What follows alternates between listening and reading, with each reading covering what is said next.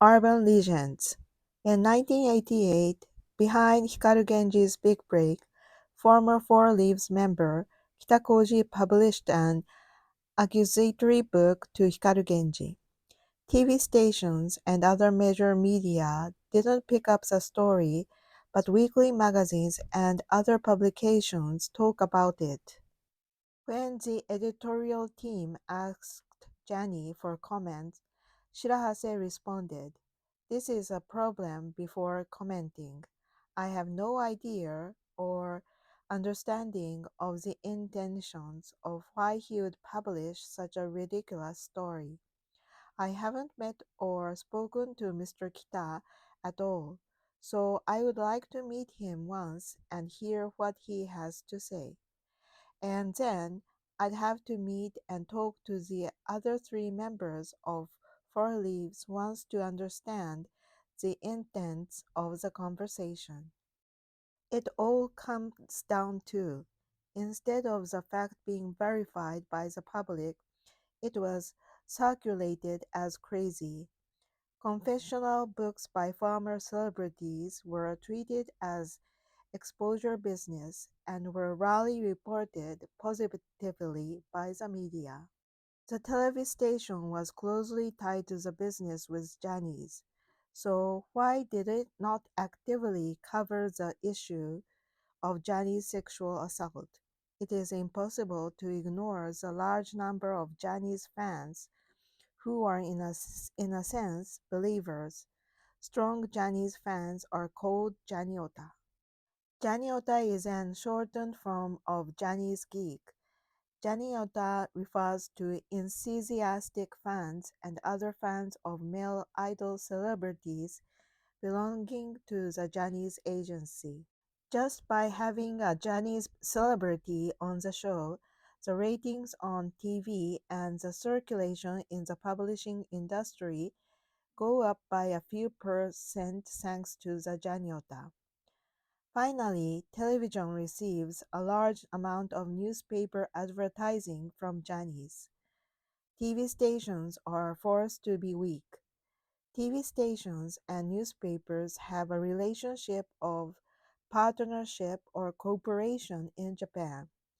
There are strong links between the news affiliates of the various television stations and the national newspapers.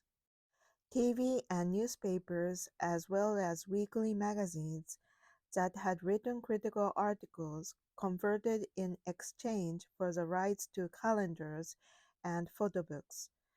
There are several groups in Janis, and the more popular the group, the bigger the sales. These sales are highly profitable for publishers. They want it so badly. They will stop writing articles that aren't good for Janis. The weekly Bunshun has nothing to do with these calendar rights. Nights are usually followed by shadows. The weekly Bunshun hits a Bunshun ban just as SMAP's popularity was on the upswing. Weekly Bunshun wrote about Johnny Kitagawa's sexual assault for 14 consecutive weeks in 1999. Bunshun is renowned for its meticulous reporting. Journalist Ryutao Nakamura was covering the story as a reporter at the time. He spoke of his experiences. We conducted a series of interviews with former Janis junior men in 1999. Another journalist established a trusting relationship with a young former junior by going out to dinner with him. Meanwhile, my interviewees were my own friends.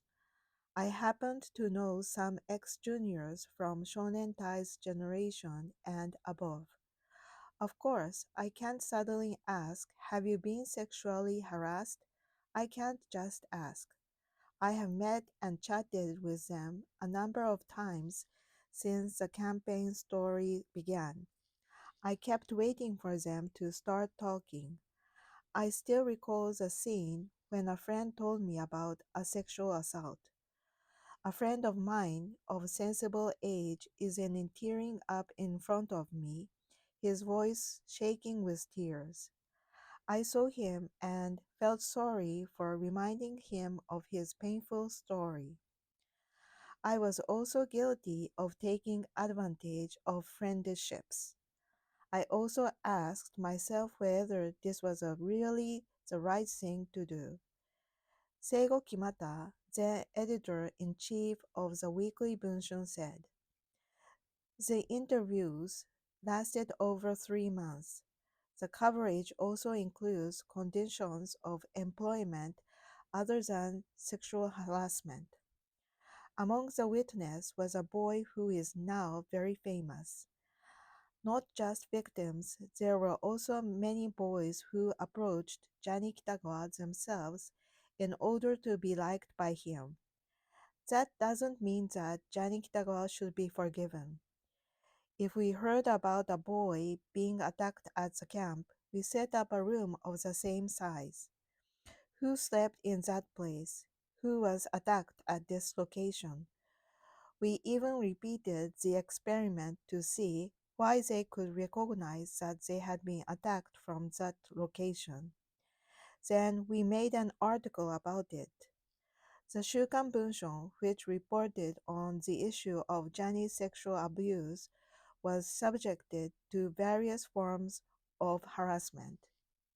One male reporter received persistent harassing phone calls from a gasping woman at his home. Often the reporter's wife would also hear the woman's voice. We consider it harassment by fans. The company's upper management also came under pressure from the Japanese agency. There were times when mediation was held by the Japanese agency to ask how the Bunshun could stop the campaign. Meetings were held once a week for discussion. The Bunshun side is represented by Kimata.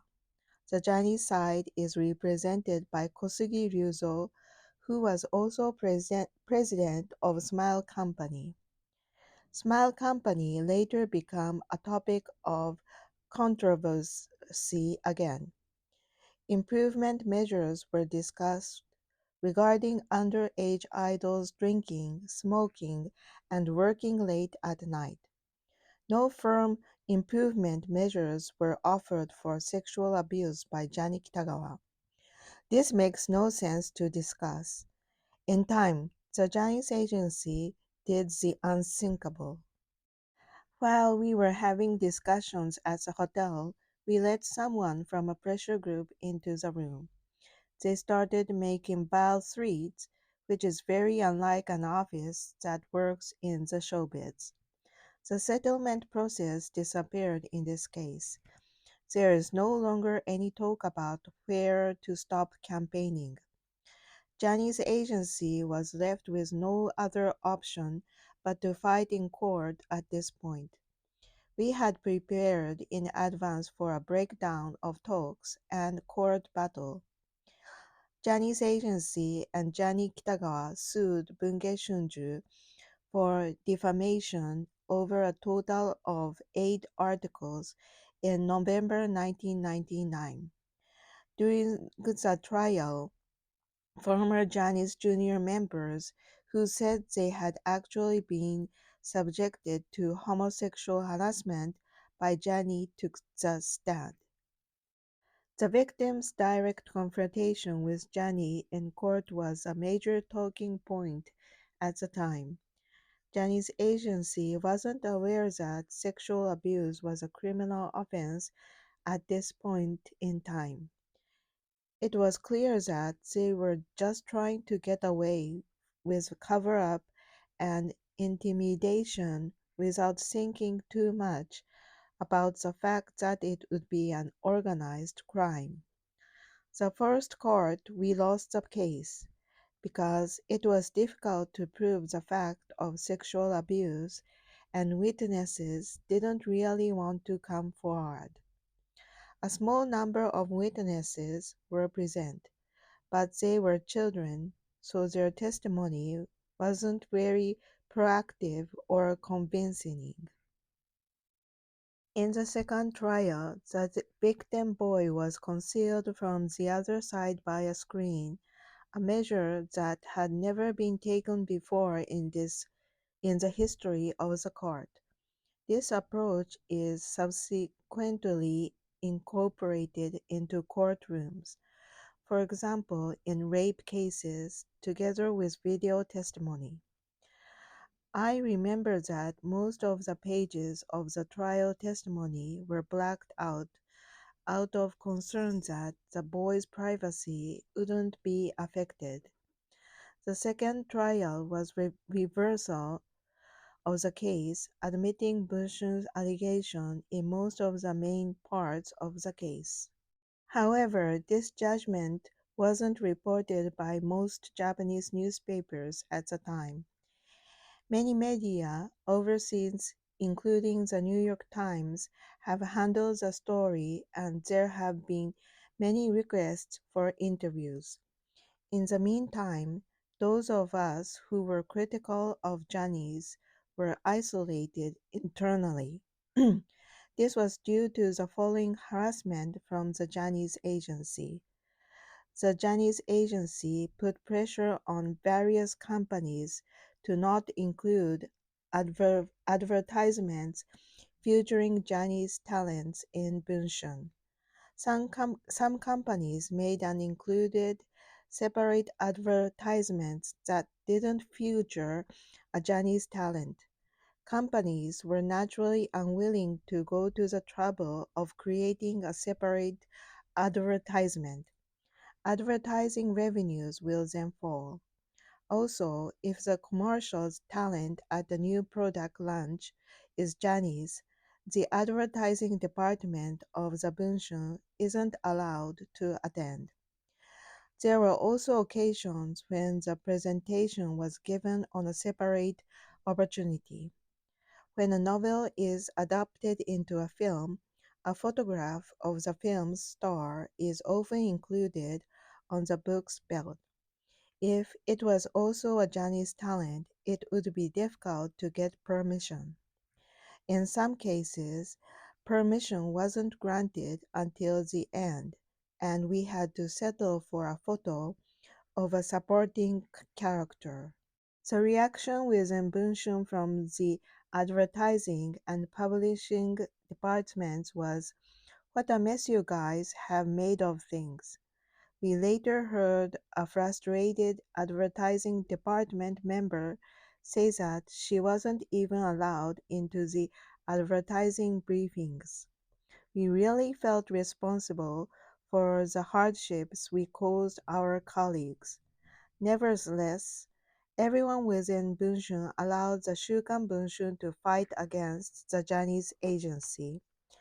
This was because Bunshun had a corporate culture of freedom of the press. If the Japanese media wouldn't report it, let the foreign media report it. We took the issue of Chinese sexual assault to the New York Times. Calvin Sims, a Pulitzer Prize-winning reporter, was outraged by Janis Fisher's sexual assault, calling it an unbelievably serious crime. At the same time, he decried the Japanese media as an anomaly.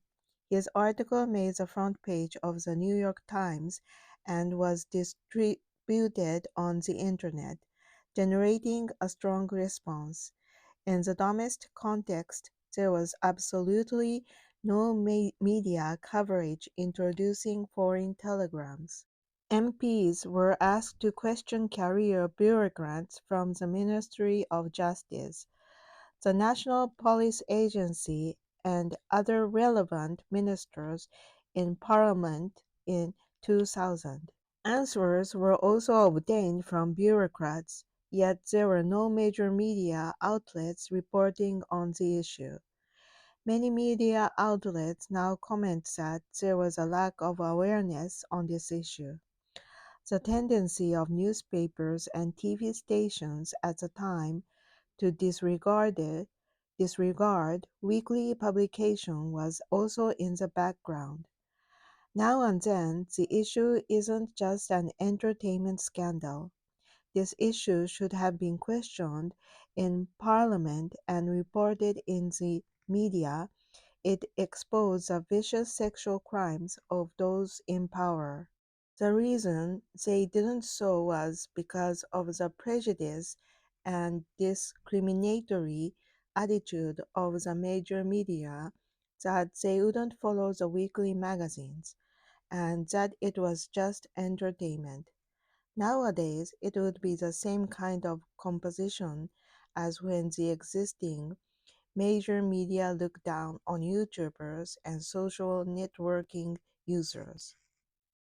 As for the future of the court case between Janice and the Weekly Bunshin, the Tokyo District Court found defamation on the grounds that there was no reasonable grounds to believe it to be true. The subsequent Tokyo High Court accepted the veracity of the articles reporting sexual assault. The decision was confirmed by the Supreme Court in 2004. Did they want to inform the public about the reality of sexual assault, but feared a backlash from the Chinese agency and fans that would be detrimental to their own media and programs? No media outlet touched on the most important facts of sexual assault. Meanwhile, Janice was propagating inside and outside the country that Bunshun was a lousy weekly magazine that made money by writing lies. Formally, defamation was admitted and Jani's side won. The reality that Jani homosexual harassment was found to be true by the courts is significant. The television industry, which has left Jani in the dark, can't afford to ignore this. It seemed a natural process that the momentum for denouncing Jani would grow. The news and Y News channels completely ignored the outcome of the trial. Ultimately, Jani wasn't facing any outspoken criticism. It had been a year since he had been able to maintain his immense power and influence without any social sanction. In the midst of all this, To Smap and All Johnny's Talent by Shogo Kiyama, a candidate member of Hikaru Genji in 2005, was published. It's subtitled I Was Johnny Kitagawa's Mistress. The book contains more pages and more graphic descriptions of sexual abuse by Johnny Kitagawa than any previous exposed book. The book is necessarily shudder-inducing in its horror. The more you read, the more disillusioned you become. They are the kind of stories that really make you want to turn away. The contents of the report was probably more extreme because of the strong desire not to let this problematic person hang around any longer. In the introduction to the book, Mr. Kiyama writes, "Never let him die with honor. As someone who has been played by you for 2 years, I'm now telling you the truth. The book of accusation has been published since the Bunshun trial, but it didn't make much headway." Some believe that Jani Kitagawa's sexual assault was an urban legend. Urban legends are oral gossip of modern origin with vague or uncertain basis. After Kinky Kids started imitating Jani Kitagawa on television, other talent belonging to the group began to do so as well. Kinky Kid Tsuyoshi Domoto is apparently one of Jani's Kitagawa's favorites. When they saw him imitating Jani Kitagawa, other celebrities would often clap their hands and laugh and say, "You look like him," such as scenes we often saw on TV. Many felt that Jani was so familiar to his talents, as they were tempted to imitate him. I don't know if it was to get Johnny to like them or if it was unintentional, but Johnny's talents are also guilty of promoting him as a funny old man with a bit of American flair.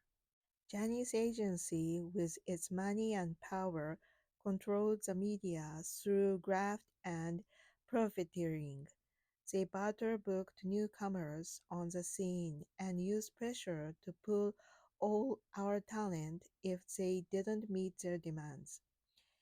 It has become common practice for TV workers to put the Chinese agency first over the years. Despite being derided as out of date, television remains the media high street and the mainstream of publicity. Collusion with the media has imprinted Japanese values with the Chinese agency. They have perfected a system that doesn't get spooked by the slightest thing. The word scandal has never been in their lexicon so far, because the media don't deal with it. The talent has been beautifully displayed with a healthy and bright image that enhances the image of the product. The fact that more than 200 sponsors supported the Chinese agency speaks for itself. Despite the court's finding of the veracity of the articles reporting the sexual assault, Johnny wasn't subjected to any public criticism. Time passed without any social sanction, and new victims are created again,